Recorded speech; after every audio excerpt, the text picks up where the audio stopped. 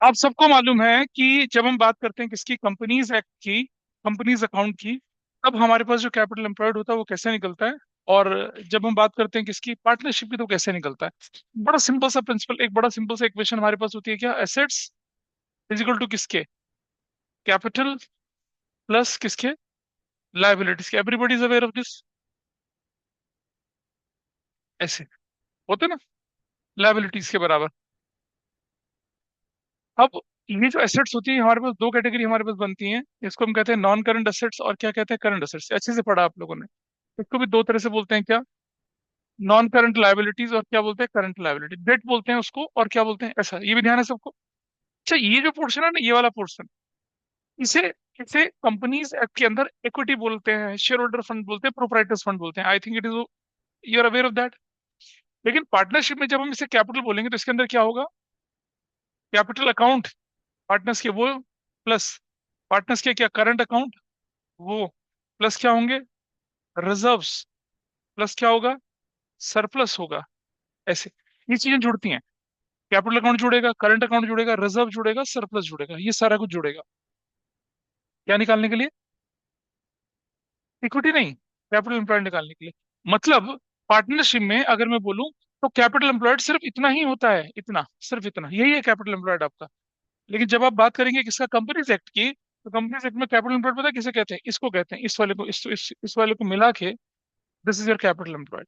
जब मैं बात करूंगा कंपनीज एक्ट की, तो क्या होगा, total assets, total assets minus क्या होगा, करंट लायबिलिटी हो जाएगी। लेकिन जब मैं बात करूंगा किसकी, पार्टनरशिप की, तो क्या होगा, total assets minus total liability, कौन सी वाली, एक्सटर्नल वाली होगी। यानी कि जब मैं बात करूंगा किसकी, जब मैं यहां बोलूंगा कैपिटल एम्प्लॉयड किसका, कैपिटल एम्प्लॉयड बोलूंगा पार्टनरशिप में, तो कैसे निकाला जाएगा उसको, उसको बोला जाएगा क्या, total assets, total assets minus क्या करेंगे आप, टोटल लायबिलिटीज। लेकिन ब्रैकेट में क्या लिखेंगे आप, एक्सटर्नल लिखेंगे, एक्सटर्नल।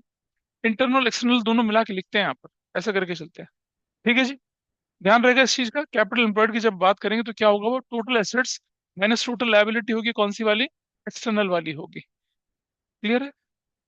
लेकिन जब हम कंपनीज एक्ट की बात करेंगे, तो कैपिटल एम्प्लॉयड कैसे निकलेगा, टोटल एसेट्स माइनस सिर्फ करंट लायबिलिटी करते हैं। यहाँ यहाँ वैसा नहीं होगा। वो मैं बता देता हूँ, रुक जा भाई। यहाँ देखिए, मैं इसको दो हिस्सों में डाल रहा हूँ। अगर मैं बोलूँ पार्टनरशिप,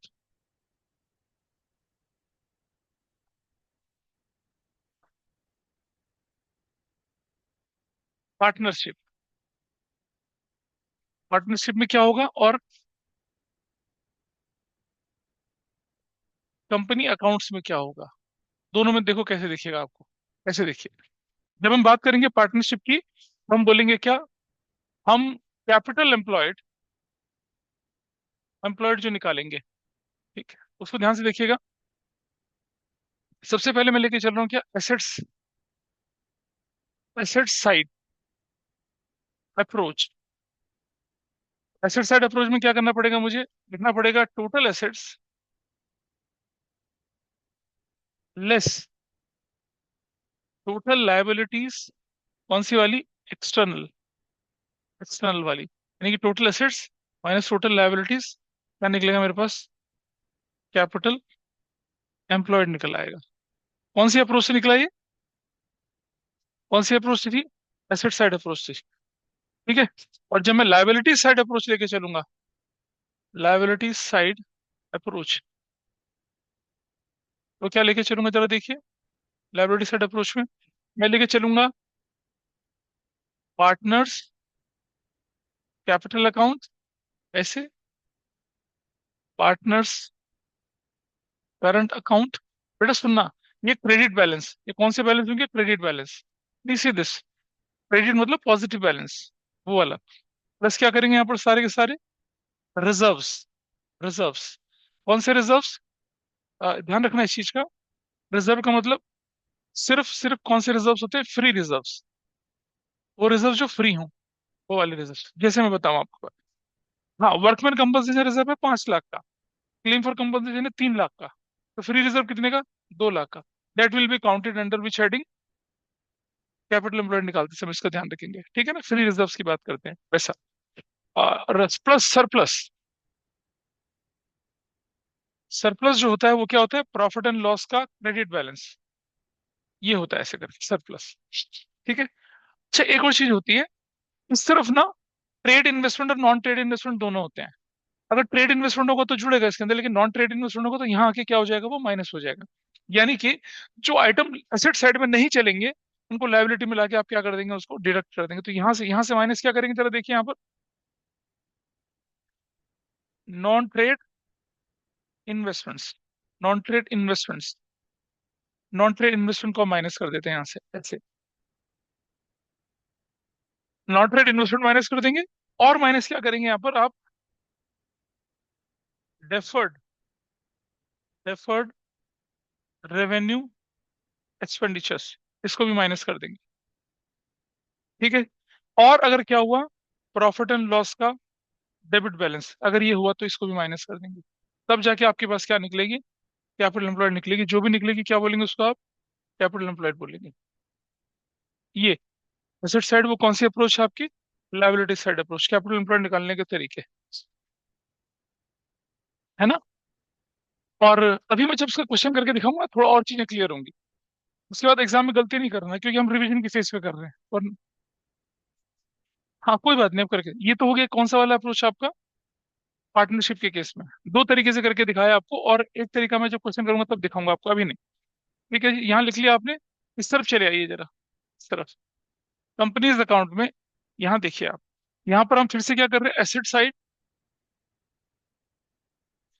एसेट साइड अप्रोच, ये वाली एसेट साइड अप्रोच में क्या दिखेगा वो देखेगा। और इधर लिखते हैं क्या, liability side approach, liability side approach कैसे दिखे। यहाँ क्या करना है आपको, जरा ध्यान से देखिए एक्सरसाइज में, टोटल एसेट्स, टोटल एसेट्स ऐसे कर देंगे, माइनस कर देंगे क्या, करंट लायबिलिटीज, ऐसे कर देंगे माइनस, तो क्या निकल आएगा, कैपिटल एम्प्लॉयड निकल आएगा। ये ध्यान रखिएगा। और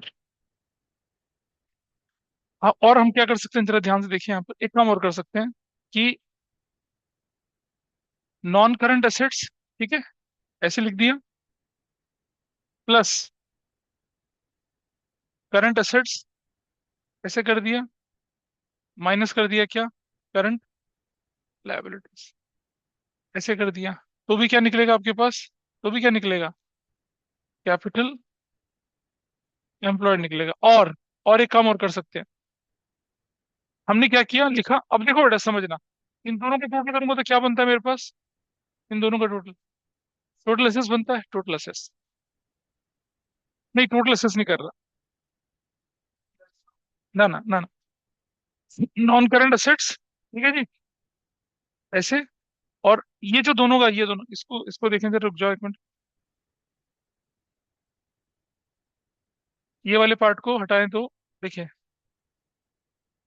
ये देखिए, ध्यान से सुनना। अ, ये पोर्शन, ये वाला पोर्शन, ये क्या होता है, ये वाला portion current assets minus current liability, working capital. तो हम क्या लिख सकते हैं यहाँ पर, हम लिख सकते हैं यहाँ पर क्या, नॉन करंट एसेट्स और प्लस क्या, वर्किंग कैपिटल, ऐसे। You can calculate in this way. कौन सी साइड, एसेट साइड अप्रोच है, ठीक है। जब टोटल एसेट्स जब हम लेके चलते हैं ना, तो फिक्टिशियस एसेट्स को नहीं इंक्लूड करते हैं। कौन सी फिक्टिशियस एसेट्स होती हैं, deferred revenue expenditure, profit loss का debit balance, unwritten off losses, उनको नहीं लेके चलते हैं यहाँ पर। अच्छा ये तो हो गया आपका कौन सा साइड वाला अप्रोच, वो बताइए। अच्छा देखिए जरा इस तरफ देखिए थोड़ा सा, लाइबिलिटी साइड अप्रोच पे चलें जरा, देखिए यहाँ लाइबिलिटी साइड अप्रोच में हम क्या करते हैं, हम लिखते हैं क्या, इक्विटी शेयर कैपिटल, लिख दिया, ठीक है भाई, प्लस कर दिया क्या, प्रेफरेंस शेयर कैपिटल, ये कर दिया प्लस, प्लस कर दिया क्या, रिजर्व्स एंड सरप्लस, हर तरह के रिजर्व्स एंड सरप्लस को जोड़ दिया, ठीक है, ये सब जोड़ दिया। इन तीनों को जब मैं जोड़ता हूँ, आप जानते हैं क्या आता है इन तीनों को जोड़ते हैं तो, कंपनीज एक्ट में इक्विटी बोलते हैं उसको। ठीक है। हाँ। हाँ, लेकिन पार्टनरशिप में ऐसा नहीं करना। बड़े share, preference shares, reserve, surplus सब जोड़ देंगे, सारा का सारा जोड़ दिया। और और इधर से माइनस कर दिया। अच्छा नहीं, अरे हम तो कंपनी कंपनी पढ़ रहे हैं ना। ठीक है, कंपनी पढ़ रहे हैं, सॉरी। इधर देखिए, तो ये जो आपके पास क्या आया, ये आया कि आपके पास share holders fund, share holders fund आया आपके पास। प्लस कर दीजिए उसमें क्या, नॉन करंट लायबिलिटीज, क्या बन जाएगा आपके पास, कैपिटल एम्प्लॉयड बन जाएगा। कैपिटल ऐसे निकलता है कैपिटल एम्प्लॉयड। यानी कि जब हम बात करेंगे किसकी, कंपनीज एक्ट की, तो capital employed includes proprietors fund plus long term debt. लेकिन जब हम बात करेंगे किसकी, पार्टनरशिप की, तो उसमें सिर्फ क्या इंक्लूड होगा, प्रोप्राइटर्स फंड, जिसे हम शेयर होल्डर फंड बोल रहे हैं ना एक्चुअली में। पार्टनरशिप में वही कैपिटल एम्प्लॉयड है, इतना ध्यान रखिए बस। क्योंकि in case of partnership borrowed fund वाला मालिक नहीं बन सकता ना कभी भी।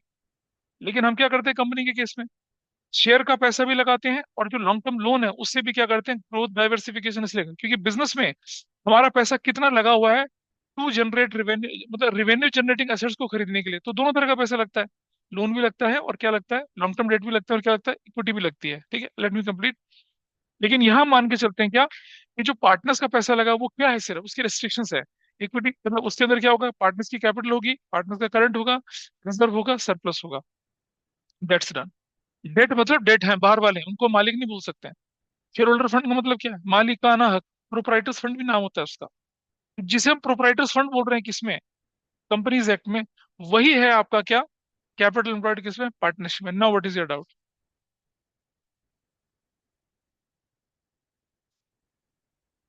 बेटा समझ मेरी बात को, जो शेयर होल्डर फंड के अंदर अंदर इंक्लूड है वो तो इंक्लूड किया जाएगा।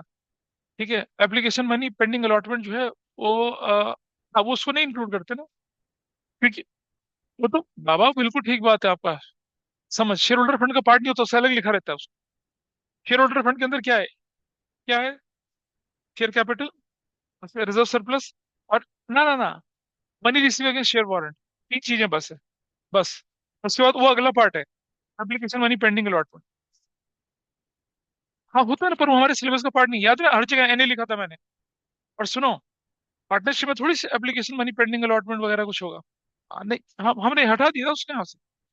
हमारे सीबीएसई के सिलेबस में application money pending allotment, share money receive against share warrant है ही नहीं।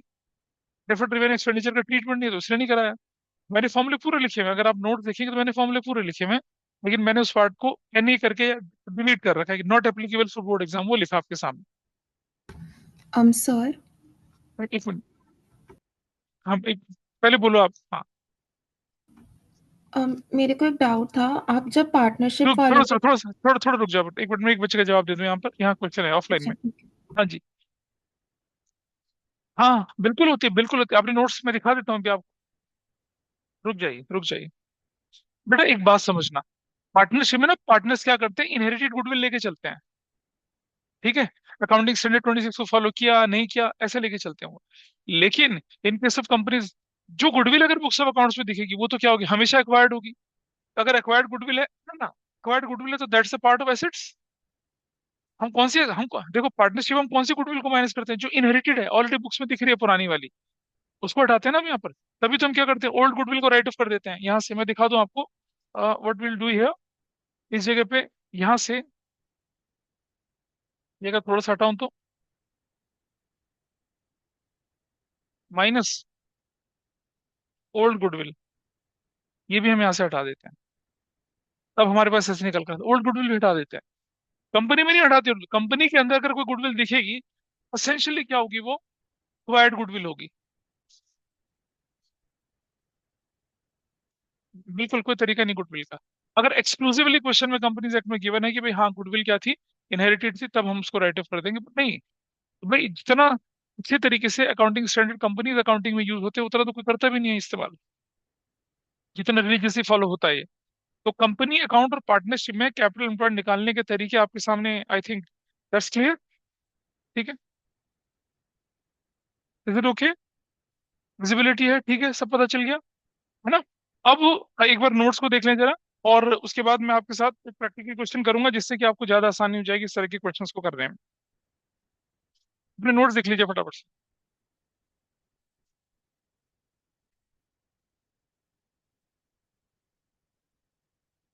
कोई ऐसा व्यक्ति जिसने अपने नोट खो दिए हो?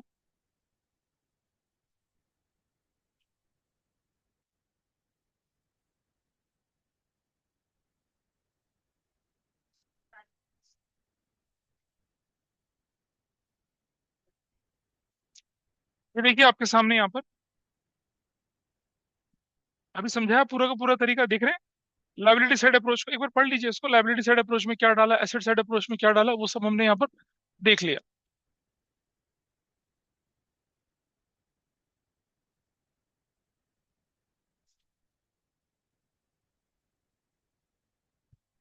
सर।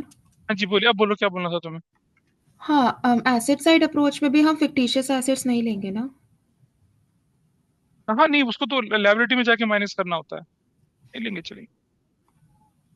और जब हम लोग पार्टनरशिप में कैपिटल एम्प्लॉयड निकालते हैं तो हम लोग एसेट्स में से तो नॉन ट्रेड इन्वेस्टमेंट्स हटा देते हैं, तो वो हाँ बिल्कुल कंपनी हटाएंगे। में अप्लाई कंपनी में होगा? भी ऐसी होगा, कंपनी में भी ऐसी होता है। सेम इक्वल नॉन मतलब से ट्रेड। हम सब अच्छा तुम देखो, तुम्हारे सामने कैपिटल एम्प्लॉयड कौन सी वाली मैंने रख रखी है अभी? पार्टनरशिप की रखी हुई है ना, दिख रहा है यहाँ पर। पार्टनरशिप की। पार्टनर का कैपिटल का करंट अकाउंट का रिजर्व फ्री रिजर्व सारे के सारे रखे, सरप्लस रिटेन अर्निंग अंडरस्टूड और ओल्ड गुडविल और investment non trade, whether whether current या नॉन करंट, फिर कैपिटल एम्प्लॉयड निकाला निकाला, ठीक है। इधर क्या लिखा हम लोगों ने? Non current assets, current assets जोड़ी total assets minus liabilities, current as well as non current liability. ये नॉन करंट एसेट्स में वर्किंग कैपिटल जोड़ के और करंट लायबिलिटी भी माइनस कर दी, ऐसा कर। बेटा एक बात समझना सब लोग, एक थोड़ी सी बात समझिएगा। अगर मैं इस तरफ आ गया, इस तरफ लायबिलिटी साइड अप्रोच में चला गया, तो हमने क्या कर दिया, सारे के सारे रिजर्व सरप्लस को जोड़ दिया, है ना। एसेट साइड अप्रोच में अगर मैं आया यहाँ पर देखिए, यहाँ एसेट साइड अप्रोच देखिए ध्यान से, हमने लिखा था टोटल एसेट्स, है ना। टोटल एसेट्स में हमने क्या कर दिया, टोटल लायबिलिटीज माइनस कर दी। अच्छा एक कुछ लोग ऐसा करते हैं क्या, नॉन करंट एसेट्स भी लिखते हैं, ऐसे लिखते हैं नॉन करंट एसेट्स, ठीक है। माइनस क्या कर देते हैं उसमें से, वर्किंग कैपिटल कर देते हैं, है ना, ऐसा कर देंगे, है ना। नहीं सेम बात नहीं, और माइनस वर्किंग कैपिटल के अलावा और क्या करेंगे, minus non current liability. Non current liability भी यहाँ से आपको क्या करना पड़ेगा, माइनस करना पड़ेगा, तब आपका कैपिटल एम्प्लॉयड निकले, जबकि वहां ऐसा नहीं है। वहां क्या देख रहे हैं आप, वहां क्या लिखा आप लोगों ने, non current assets plus working capital करके, non current assets plus plus working capital करके, please see, non current assets plus working capital is equal to capital employed. इधर इस तरफ non current assets plus working capital minus, minus क्या, क्योंकि यहाँ हाँ हाँ, करंट लायबिलिटी और नॉन करंट लायबिलिटी दोनों माइनस होती है यहाँ पर, इसलिए। अरे वो ठीक है, लेकिन हम पार्टनरशिप की बात कर रहे हैं, वहां पर नहीं चल रहे कंपनी एक्ट की प्रोविजंस। पार्टनरशिप हम मान के चलते हैं कि एक्सक्लूसिव अगर कैपिटल पार्टनर ने इन्वेस्ट कर रखी है, तो ही उसे कैपिटल एम्प्लॉयड मानेंगे, लोन वोन को कैपिटल एम्प्लॉयड नहीं मानते हैं हम। अच्छा, इसी गुडविल के नोट्स में देखिए, अब एक और क्लैरिटी लीजिए पहले आप यहाँ पर, इसी नोट्स में चले जाइए नीचे। In case of partnership firm for valuation of goodwill, only owner's fund is used. Borrowed fund, non-current liability, long-term loan, etc., are not included while calculating capital employed with the liability side approach. Whereas in case of a company, owner's fund, shareholder fund, as well as borrowed fund together constitute the capital employed from the liability side approach. Clear है? ये line लिखिए आपके सामने notes पे। Is it okay? अच्छा, machinery replacement fund, employees provident fund, इनको reserve में include नहीं करते हैं क्योंकि प्रोविजन नेचर के आइटम होते हैं। पता चला इन्हें भी रिजर्व मान लिया आपने।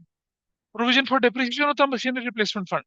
एम्प्लॉइज प्रोविडेंट फंड क्या होता है, आपकी प्योर लायबिलिटी होती है जो आपको पार्टनर्स को वापस करनी है तो इनके रिटायरमेंट में, इसको इंक्लूड नहीं करते हैं, ठीक है। ट्रेड इन्वेस्टमेंट मैंने बताया था आपको क्या होते हैं, ये वो स्ट्रेटेजिक इन्वेस्टमेंट होते हैं जो आप अपने बिजनेस इंटरेस्ट को सेफ गार्ड करने के लिए करते हो, तो ट्रेड इन्वेस्टमेंट को टोटल एसेट्स के अंदर इंक्लूड करते हैं।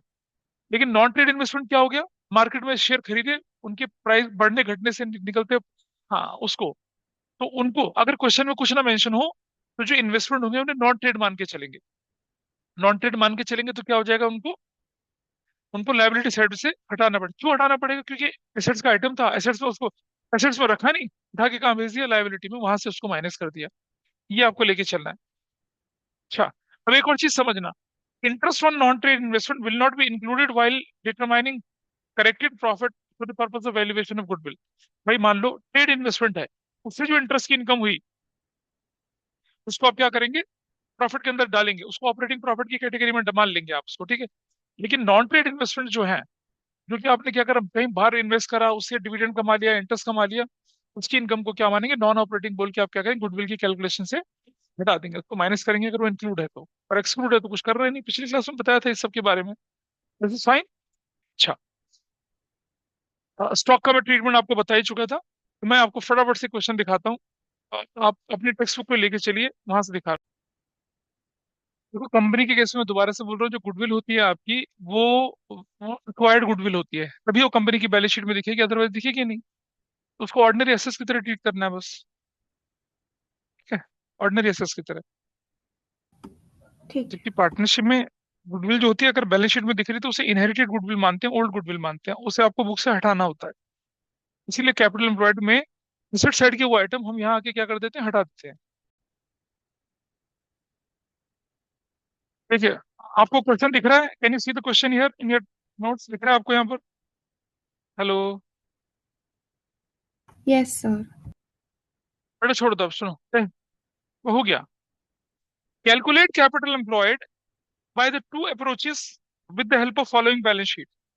आपके पास कैपिटल अमन भास्कर का है, जर्नल रिजर्व है, सन्टी क्रेडिटर है, आउटस्टैंडिंग एक्सपेंसेस है, लैंड एंड बिल्डिंग है, गुडविल है, इन्वेस्टमेंट ट्रेड है, स्टॉक, सन्टी creditor, cash at bank, deferred revenue expenditure में एडवर्टीजमेंट सस्पेंस है। आपको बोला लायबिलिटी एसेट साइड दोनों अप्रोच से निकालना है। इसको मैं देखो करके दिखा रहा हूँ आपको। और देखिए, बुक ने दो तरह से करके दिखा रखा है, मैं तीन तरह से करके दिखाऊंगा आपको। आप पहले भी, क्या बात नहीं, पहले भी करके दिखा। तुम पहले पूरा साल नहीं पढ़े नालायक तुम, और आप कह रहे हो क्या बात है। देखिए,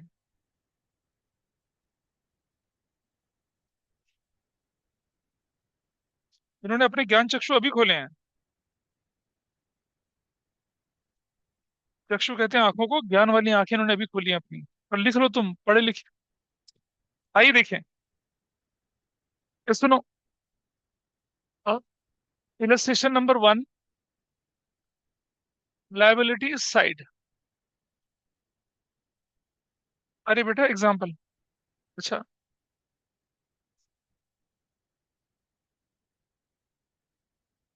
एग्जाम्पल 1 है, पेज नंबर कितना है? हाँ, 2.15, ये वाला है। आप देखिए पहले, सबसे पहले लायबिलिटी साइड अप्रोच। क्या क्या चीजें जोड़ेंगे देखिए आप। कैपिटल किस किस की जोड़नी है मुझे? अमन की, और दूसरा बंदा कौन है यहाँ पर, भास्कर की। अमन की है कितनी, 1 लाख। भास्कर की कितनी है? ये भी 1 लाख हो गया, ठीक है। अच्छा, कोई नया पार्टनर तो आया नहीं ना यहाँ पर, तो टोटल कैपिटल कितनी होगी इसकी, 2 लाख होगी, हमने यहाँ रख दिया इसको, ठीक है। चलिए आगे चलें जरा, reserve, general reserve. General reserve कितने के, जनरल रिजर्व 90,000 के जनरल रिजर्व जोड़ दिए, ठीक है। जनरल रिजर्व 90,000 का आपने यहाँ पर जोड़ दिया, 90,000 का जनरल रिजर्व। रुक जा बेटा अभी। अच्छा, अब लाइबिलिटी साइड का कोई आइटम बचता नहीं है। अब मैं एसेट साइड चला जाता हूँ, जो आइटम वहां रहने लायक नहीं है उनको निकालते हैं। क्या क्या निकालते हैं, minus goodwill old. Goodwill old कितने की, 30,000 की, ये प्लस। अच्छा, माइनस, और अच्छा, इन्वेस्टमेंट के बारे में ट्रेड बोला है, इन्वेस्टमेंट को बोला ट्रेड, अदरवाइज में उसको यहाँ माइनस कर देता है, इन्वेस्टमेंट को टच नहीं करना। क्या बोलेंगे, एडवर्टीजमेंट, एडवर्टीजमेंट सस्पेंस। ये फिक्टिव एसेट्स है, 10,000 का। भाई what is the total, 2,50,000 is your answer from which side? कौन सी अप्रोच है भाई आपकी? लाइबिलिटी साइड अप्रोच है। I think this is fine with everybody, liability side approach कर लिया, ठीक है। ठीक है, अच्छा इधर देखिए, ये लाइबिलिटी साइड अप्रोच देखिए हम लोगों ने। आइए, चलिए एसेट साइड अप्रोच, अब assets side approach. Asset side approach में दो तरह से दिखाऊंगा आपको। मेथड वन, मेथड वन में क्या करिए आप, लिख दीजिए टोटल एसेट्स। भाई व्हाट इज टोटल एसेट्स, कितने की है, 3,90,000 की। आपको मालूम है इनमें से कुछ पार्ट तो हमें रखना ही नहीं है, माइनस कौन सा नहीं रखना है, गुडविल ओल्ड, यहाँ से हटा दी। कितने की थी वो, 30,000 की ओल्ड गुडविल हमने यहाँ से हटा दी, दिस इज गॉन। और क्या, हाँ, हाँ एडवर्टीजमेंट सस्पेंस, कितने का, 10,000 का। What value I got here, 360, 9 और 4 50, क्या बोलेंगे इसको, थ्री, बात ही ना करो, कितना हुआ, 350। ऐसे चला गया 350, ये क्या आ गया हमारे पास, टोटल एसेट्स आ गया माइनस, क्या करना, लायबिलिटीज।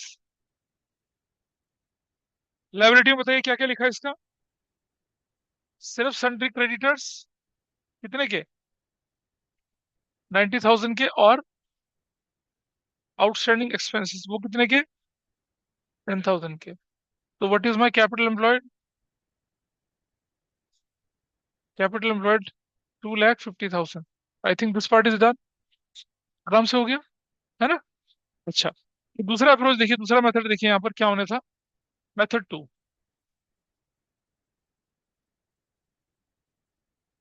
इसके अंदर क्या करेंगे आप, सबसे पहले आप इंडिविजुअल एसेट्स उठा लीजिए, land and building, individual assets कितने की है बताइए, 150 के, इंडिविजुअल एसेट्स ऑफ 150। चलिए, प्लस क्या जोड़ देंगे इसके अंदर हम, गुडविल, गुडविल नहीं करना, इन्वेस्टमेंट्स, इन्वेस्टमेंट्स, ये ट्रेड इन्वेस्टमेंट्स हैं, कितने के, ट्रेड, 50,000 का ये जोड़ दिया। और बताइए क्या करना चाहिए, प्लस स्टॉक, स्टॉक कितने का भाई, 50,000। हमने सिर्फ एसेट्स रखी है वो वाली जो हमारे लिए रेलेवेंट है, उनको बाकियों को रखा ही नहीं यहाँ पर, देखा ना, गुडविल को रखा ही नहीं हमने यहाँ पर, 50,000। Next item, plus sundry debtors, कितने के, 70,000 के, और प्लस कैश एट बैंक, कितने का, हाँ, 30,000 का कर दिया, और बस ठीक है, टोटल करिए, टोटल एसेट्स आ गई, टोटल एसेट्स बताइए कितना है, 2 लाख, और तीन, 350, 350 आ गया, माइनस लाइबिलिटीज, लाइबिलिटीज माइनस कर दिया, क्या, सन्ड्री क्रेडिटर्स, सन्ड्री क्रेडिटर्स बताइए कितने का, 90,000, माइनस आउटस्टैंडिंग एक्सपेंसेस, वो कितने के थे, 10,000। सो अगर ये माइनस करूंगा तो what is my answer, 2,50,000, that's my answer. ये आपका आंसर बना, 2,50,000, गॉट इट। इसको जरा देखें, इसको थोड़ा सा श्रिंक करेंगे तो पूरा दिख जाएगा आपको, देख पा रहे हैं, ऑनलाइन में you can see the values here. Asset side को दो तरह से करके दिखाया मैंने, आपकी बुक में एसेट साइड को एक ही तरीके से करके दिखा रखा है, चाहे तो आप लूज एसेट्स को उठा लीजिए। बेटा याद करो, कैश फ्लो स्टेटमेंट बनाने के दो तरीके होते हैं, डायरेक्ट और इनडायरेक्ट। या तो आप क्या करें, डायरेक्ट कैश फ्लो वाले आइटम उठा लें, उन्हीं से ऑपरेटिंग निकाल लें, इन्वेस्टिंग निकाल लें, फाइनेंसिंग निकाल लें, या आप इनडायरेक्ट को लेके चलें और उसको एडजस्ट करें, प्यूरिफाई करें, तब कैश फ्लो बनाए। हमारे सिलेबस में कौन सा है, इनडायरेक्ट वाला। इनडायरेक्ट वाले में काम जाए, डायरेक्ट थोड़ा आसान है, क्योंकि आसान है इसलिए नहीं करते। बेटा अकाउंटिंग नहीं है कैश फ्लो स्टेटमेंट, वो एनालिसिस है। सुन तो ले मेरी बात, एनालिसिस में आपको दिखाना है नॉन ऑपरेटिंग एक्सपेंस का एडजस्टमेंट कैसे हुआ, नॉन ऑपरेटिंग इनकम का एडजस्टमेंट कैसे हुआ। आप कैश फ्लो स्टेटमेंट बना रहे हैं, उसका पर्पस क्या है, ताकि हम सेग्रीगेट कर सकें कि ऑपरेटिंग एक्टिविटी का कितना था, इन्वेस्टिंग का कितना था, फाइनेंसिंग का कितना था, ठीक। अगर अगर हम डायरेक्ट मेथड से लेके चलते तो प्योर ऑपरेटिंग आ जाएंगे, नॉन ऑपरेटिंग तो कैश फ्लो में दिखेगा ही नहीं कहीं पर। आउटसाइडर वर्ल्ड को एनालिसिस करने में कितनी परेशानी होगी, उन्हें क्या पता कि आपने कौन कौन सी एबनॉर्मलिटीज को अपने प्रॉफिट में एडजस्ट करी है। डायरेक्ट डेवलप, भाई देखो, एक ऑप्शन है नहीं यूज करती company. Accounting standard 3 revise indirect को यूज करता है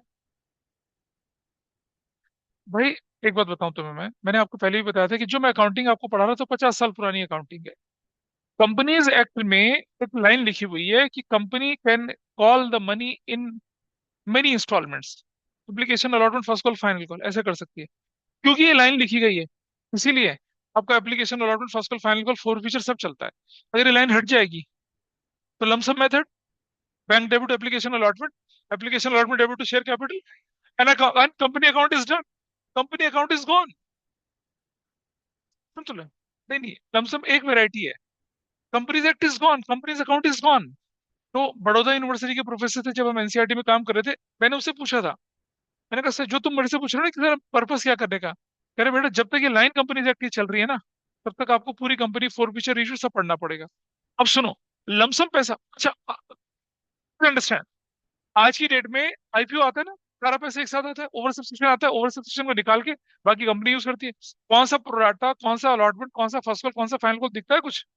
कुछ नहीं दिखता। प्रोराटा दिखता है बस, एक लाइन, सिर्फ एक लाइन की वजह से, just because of one line आपको इतना कुछ पढ़ना पड़ता है।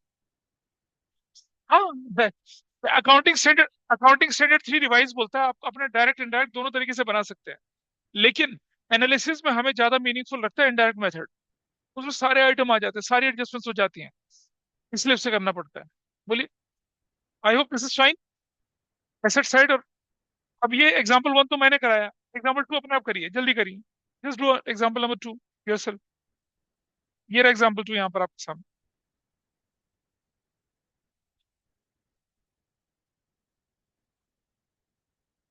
हाँ जी, ये एग्जांपल टू, इसको करिए। तीनों तीनों मेथड से निकाल के दिखाइए इसे मुझे। एग्जांपल टू इसके नीचे वाला, तीनों मेथड से निकाल के दिखाइए। गुडविल से रिलेटेड सारी छोटी बड़ी चीजों को रिवाइज किया, कैपिटल एम्प्लॉयड का स्ट्रक्चर आपको क्लियर हुआ होगा। Now you should not commit any mistake while doing capital employed related questions in goodwill। ठीक है, कंपनीज में अलग तरह से चलता है, पार्टनरशिप में अलग तरीके से चलता है। ठीक है, ट्रेड नॉन ट्रेड का ट्रीटमेंट कैसे चलना है, ओल्ड गुडविल का कैसे चलना है, फिफ्टी एसेट्स का कैसे चलना है, कौन कौन से रिजर्व जोड़ने हैं, कौन कौन से रिजर्व नहीं जोड़ने हैं, जो रिजर्व के अगेंस्ट कोई लायबिलिटी अगर एग्जिस्ट करती है उतना मैनेज करने के बाद वाला रिजर्व। लेकिन वो फिर सीए लेवल का क्वेश्चन बन जाता है कि भाई इन्वेस्टमेंट फ्लक्चुएशन फंड है, मान लो 50,000 का, इन्वेस्टमेंट की वैल्यू 10,000 घट गई, तो जो 10,000 वैल्यू घट गई तो उसमें से 10,000 तो हट गया, तो 40,000 का तो फ्री रिजर्व हुआ, उसको मैं यूज कर सकता हूँ रिजर्व ना। अरे भाई, मैं आपको एक कमेंट दिखा देता हूँ अभी एक। ठीक है, the girl is doing CA final, she was my student, और उसने मुझे सिर्फ मैसेज लिखा कि सीएफए तो, और सीएफए जानते हैं ना आप? हाँ, सीएफए का कोर्स कर रही है, और ये फाइनेंशियल स्टेटमेंट से रिलेटेड कोई टॉपिक था, तो उसने मुझे बोला, करे सर मैंने 40% टॉपिक, जो नॉलेज आपने मुझे दी थी, वो एक ही दिन में कवर कर लिया। सीएफए का 40% उसका कंटेंट उस पर्टिकुलर मॉड्यूल का, जिसका उससे एग्जाम लिखना था एक पेपर का। और मैं, और उसने एक दो सिर्फ एक दिन पहले पढ़ना शुरू करा, 40% उसने कवर कर लिया on the basis of past knowledge. अगर कभी आपको आपको याद आएगा, आपको समझ में आएगा कि मैंने क्या पढ़ाया था, अभी नहीं पता चलता। बड़ों की बात और आंवले का स्वाद बाद में पता चलता है।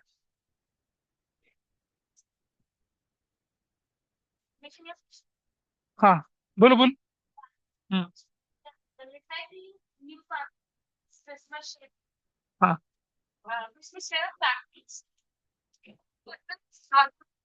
बेटा ट्रीटमेंट ऑफ गुडविल में पढ़ाऊंगा, यहाँ नहीं करूंगा उसका रिविजन, वो ट्रीटमेंट ऑफ गुडविल में करेंगे।